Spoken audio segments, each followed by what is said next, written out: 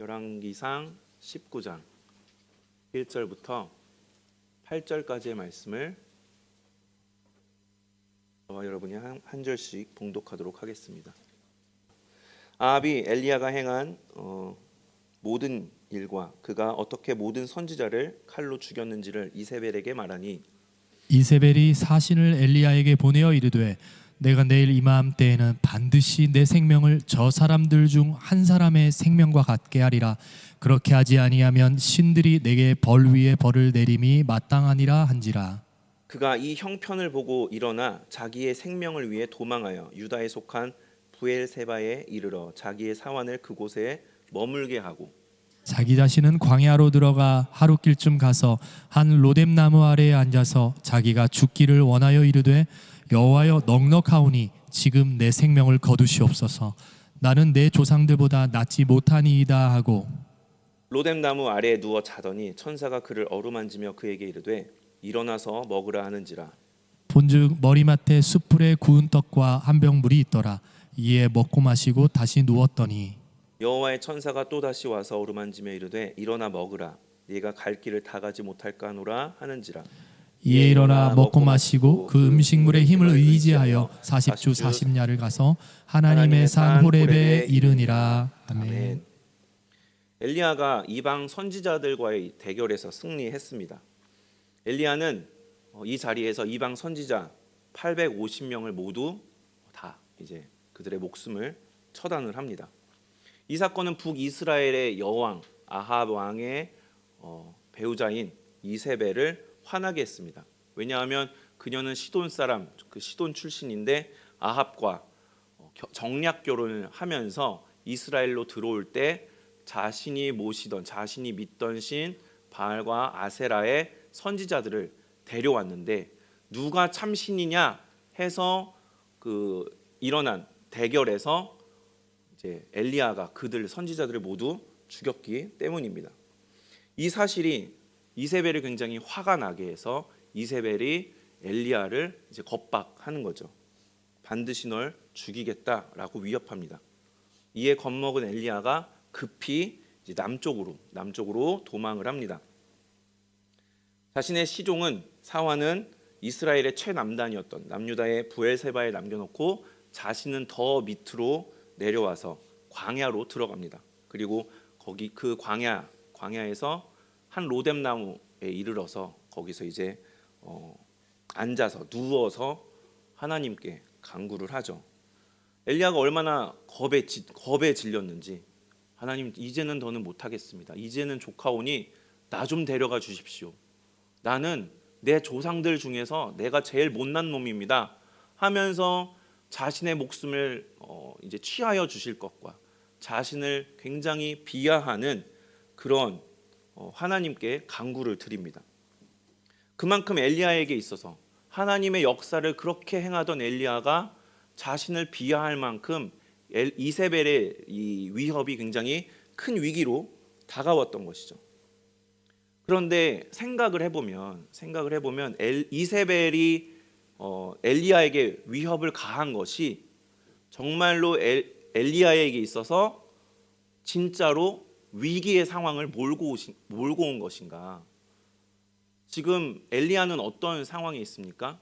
군사들의 뒤를 쫓겨서 급하게 막 내려온 상황입니까? 아니죠. 아직은 군사들이 그를 쫓아오지 않고 있는 상황입니다. 혹은 화살에 막 맞아서 여기저기 부상을 당해서 겨우 목숨만 부지해가지고 어찌하여 광야에 들어온 상황입니까? 아니죠. 그렇다면 지쳐 쓰러지게 만든 엘리야가 지쳐 쓰러져서 하나님께 나 죽고 싶어요. 내가 제일 못난 놈이에요. 라고 만든 진짜 위기는 이세벨의 위협이 아닌 겁니다.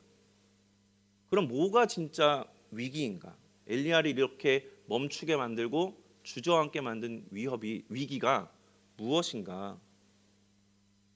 진짜 위기는 이세벨의 말에 엘리야가 느낀 공포, 절망 혹은 우울 그리고 포기하는 그런 마음이 그를 멈추게 만들었다, 주저앉게 만들었다는 겁니다. 그게 그에게 있어서 진짜 위기였던 것이죠. 성경에는 이처럼 외부로부터의 어떤 위협, 이 위기보다 자신의 안에서 시작된 이 위기가 진짜 위기로 나타나는 경우들이 있습니다. 출애굽한 이스라엘 백성들이 이제 홍해를 만나게 되죠. 이제는 홍해를 어떻게든 건너야 되는 그런 상황인데 뒤에서 이집트 군대가 애굽 군대가 쫓아온다는 소식을 듣자 그들이 어떻게 반응을 합니까? 충격에 빠지고 공포에 빠지고 절망에 빠지죠. 그런데 어떻습니까? 이들 역시도 아직은 애굽 군대가 그들을 추격해 와서 공격하지 않은 상황입니다. 그럼에도 이들은 그 소식을 듣자마자 절망감 속에 빠져서 모세를 원망하고 차라리 다시 노예 생활로 돌아가겠다고 그렇게 절규하죠. 가나안 땅을 앞에 두고 이제 들어가기 위한 그 준비를 하는 단계에서도 마찬가지였습니다. 정탐꾼들 중에 12명의 정탐꾼들 중에 10명이 우리 메뚜기 같아서 저들과 싸워서 되지 않아요. 우리는 안 될 것 같습니다. 라고 하는 말에 이스라엘이 이렇게 반응하는데요. 민수기 14장 1절 말씀입니다. 함께 읽겠습니다. 시작. 온 회중이 소리를 높여 부르짖으며 백성이 밤새도록 통곡하였더라. 밤새 통곡합니다. 밤새 통곡. 차라리 다시 노예로 돌아가자. 또 다시 이런 반응을 보이죠. 아직 가나안 사람들과 싸움도 시작하지 않은 상태입니다. 공격 앞으로 하지도 않은 상태입니다. 혹은 그들이 먼저 공격해 오지도 않았죠. 한 사람도 부상을 입지 않았고 죽은 사람 한 명도 없는 상황에서 그들은 절망하고 절규에 빠지죠. 그러니까 그들에게 있어서 진짜 위기는 무엇입니까? 한 번도 보지 못한 가나안 사람들이 아니라 그들 안에 시작된, 그들 안에서 나타나게 된 절규와 절망과 공포와 우울, 포기, 이런 것들이 그들에게 진짜 위기를 가져다 준 겁니다. 우리에게도 이러한 진짜 위기가 있지 않습니까? 막상 겪고 나면, 지나고 보면 별거 아니었는데, 그냥 지나고 보면 할 수 있는 거였는데, 그것을 경험하기 전에 내 앞에 들이닥쳤을 때 어떻습니까? 안 될 것 같아, 못할 것 같아, 망할 것 같아, 막 이런 반응들, 겁먹고 낙담이 되고 우울감에 빠지는 경우들이 있지 않습니까? 이런 것들이 우리에게 있어서 그 문제가 어떠한 그 어려움이 진짜 위기가 아니라 사실은 그런 내 안에 시작되는 그런 감정들이 우리에게 진짜 위기를 가져다 준다는 것이죠. 진짜 위기에 빠진 엘리야에게 천사가 찾아옵니다. 하나님께서 천사를 보내셔서 그를 위로해 주시죠. 그리고 위로를 통해서 위기를 자신 안에서 시작된 진짜 위기를 극복하고 다시 그가 사역을 감당할 수 있도록 하시는데요. 그럼 어떻게 하나님께서 엘리야를 위로해 주셔서 주저앉았던 그를, 멈춰있던 그를 일으켜 세우셔서 다시 앞으로 나아갈 수 있게 하셨는가? 두 가지를 나눠보도록 하겠습니다. 첫 번째는 먹여주셨습니다. 이 음식이 사람의 심리에 영향을 미친다라고 하는 이 과학적 사실들을 아실 겁니다. 예를 들어서 견과류나 치즈에 들어간 트립토판이라고 하는 아미노산이 있는데, 이 아미노산은 세로토닌이라고 하는 이 호르몬의 분비를 촉진시켜서 기분을 굉장히 이렇게 좋게 만든다고 합니다. 그리고 오메가3의 경우에는 사람이 섭취할 경우에 우울감을 이제 감소시킨다고 하는 연구 결과가 있다고 합니다. 이렇게 과학적으로도 증명된 이 음식은 사람의 마음을 위로해 주는 그 역할을 합니다. 이제 드라마들을 많이 좋아하실 것 같으니까 드라마에서 이런 장면 한번 보신 적이 있으실 것 같습니다. 이제 주인공이 어떤 어려움 때문에 집에 있는데 이렇게 침체돼 있습니다. 우울감에 빠져 있습니다. 그때 부모님이 어머니께서 주인공에게 힘내라 이런 말씀 한마디도 안 하시고 그저 이제 식사를 준비해 주십니다. 밥 한 끼 따뜻하게, 찌개 따뜻하게 끓여서 주인공이 먹을 수 있도록 이렇게 식사를 준비해 주시죠. 주인공은 그 밥을 이제 먹기 시작합니다. 밥을 먹는데 주인공이 이제 눈물을 이렇게 또로로 이렇게 흘리는 그런 장면. 주인공은 단지 배고파서, 그 장면에서 배고파서 밥을 먹은 게 아니죠. 배고프니까 허기 채우려고 먹은 게 아니죠. 어머니도 그를 그냥 배고프니까 먹이려고 먹이신 게 아닌 겁니다. 주인공을 그 밥 한 끼 식사를 통해서 위로하고자 하셨던 거고, 주인공은 그 한 끼 식사를 통해서 위로받은 것이죠. 이렇게 이 한 끼 식사는 그 주인공의 그 감정을, 그의 기분을 전환시켜주는 그런 역할을 한 겁니다. 절망에 빠져서 아무것도 못하고 그저 누워만 있는 엘리야에게 천사가 찾아와서 먹입니다. 기력을 회복하라고 먹이죠. 단지 육신의 기력의 그 회복만은 아닌 겁니다. 음식을 통해서 위로해 주시는 하나님의 만지심이 그 음식 가운데 있는 것이죠. 그가 기력을 회복하고 절망감에서 회복될 때까지 하나님은 그를 먹이셨습니다. 성경은 부활하신 예수님을 통해서도 이러한 모습을 다시 저희들이 확인할 수 있는데요. 요한복음 21장 9절의 말씀입니다. 함께 읽겠습니다. 시작. 육지에 올라보니 숯불이 있는데 그 위에 생선이 놓였고 떡도 있더라. 아멘. 예수님께서 이제 부활하셔서 제자들을 이제 찾아가시는데 생업으로 돌아간 물고기를 잡는 제자들을 찾아가십니다. 찾아가셔서 하신 일이 그들을 기다리시면서 숯불을 준비해서 생선을 굽고 한 끼 식사를 준비해 주십니다. 그들이 힘들게 물고기를 잡고 왔으니 올라오면은 얼마나 허기가 지겠습니까?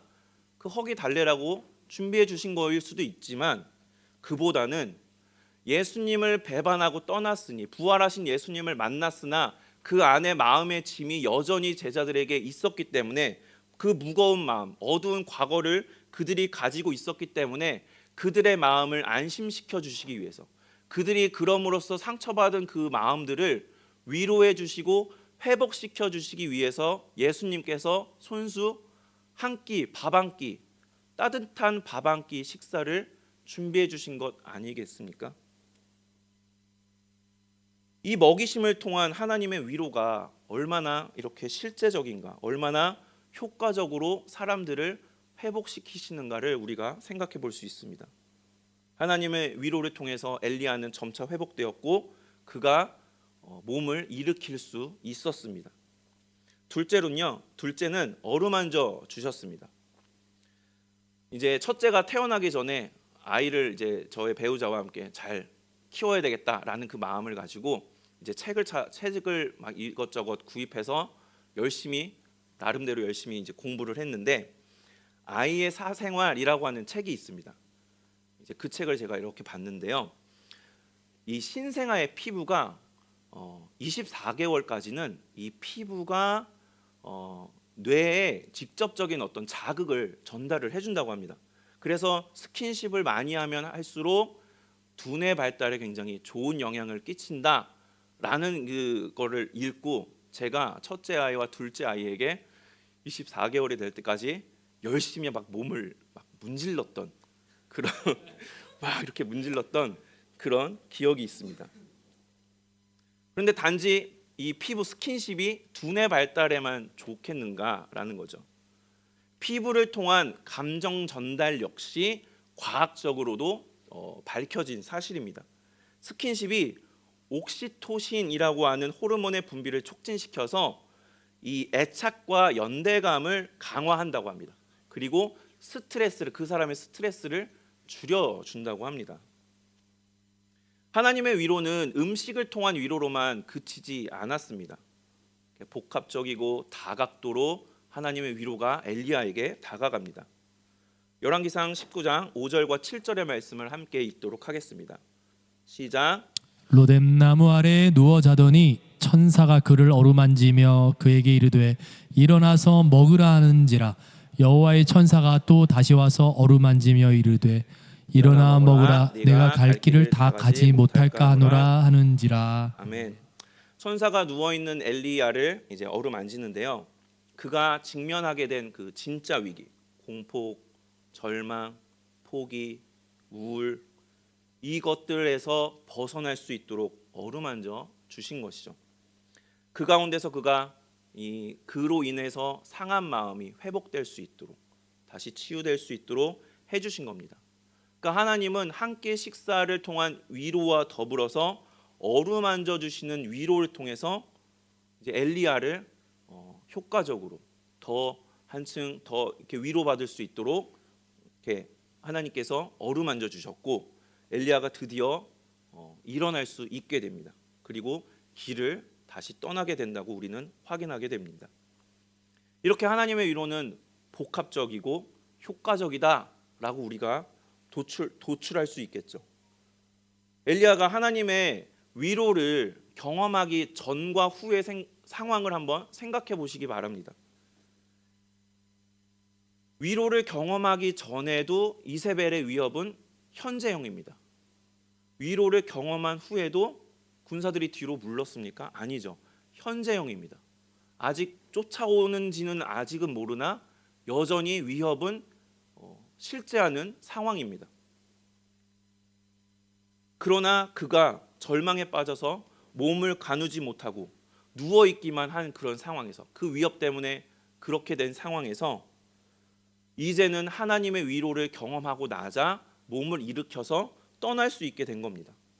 한 끼의 식사 그리고 어루만져 주심의 위로가 그를 그렇게 회복시켜 주셨기 때문이죠. 우리가 여기서 한 가지 눈여겨볼 만한 게 있습니다. 이 위로가 이때에만 하나님의 위로가 임했다라는 게 아닙니다. 19장 8절을 함께 읽겠습니다. 시작. 이에 일어나 먹고 마시고 그 음식물의 힘을 의지하여 40주 40야를 가서 하나님의 산 호렙에 이르니라. 아멘. 사람이 어떤 어려움에 빠진 사람에게 위로를 할 때 한번 이렇게 해주면은 위로 받으면 참 좋겠지만은 어떻게 사람이 한 번의 위로로 완전히 회복하고 일어날 수가 있겠습니까? 하나님도 야 너 거기 누워 있을 때 내가 2번이나 먹여주고 어루만져 줬으니 됐다 이제 그만하면 됐다 일어나서 가라 이렇게 말씀하시지 않으셨죠. 그 음식물의 힘에 의지하여 그를 먹여주시고 어루만져 주심이 40주 40야 동안 계속되었다. 그래서 그가 결국 그 길을 갈 수 있었다라는 것을 우리는 이 8절 말씀을 통해서 알게 되는 겁니다. 우리는 문제 앞에서 위기를 경험하죠. 근데 많은 경우 문제가 위기가 아니라 그걸 통해서 느끼게 되는 공포, 절망, 우울 혹은 포기하는 마음이 진짜 위기일 때가 있습니다. 우리를 주저앉히고 그러한 위기는 우리를 주저앉히고 멈춰버리죠. 그럴 때 엘리야를 위로하시고 만져주시고 먹이셨던 그 위로가 우리 모두에게도 동일하게 주어질 수 있기를 소망합니다. 이 먹이심, 우리의 필요를 채우심으로 어루만져 주심, 우리의 상한 마음을 고쳐주심으로 주저앉아 있거나 혹은 앞으로 우리가 살아가면서 주저앉을 만한 일이 있을 때 다시 일어나 걷고 뛰게 하셔서 결국에는 끝까지 가게 하시는 이러한 하나님의 위로가 우리 모두에게 주어지기를 소망합니다.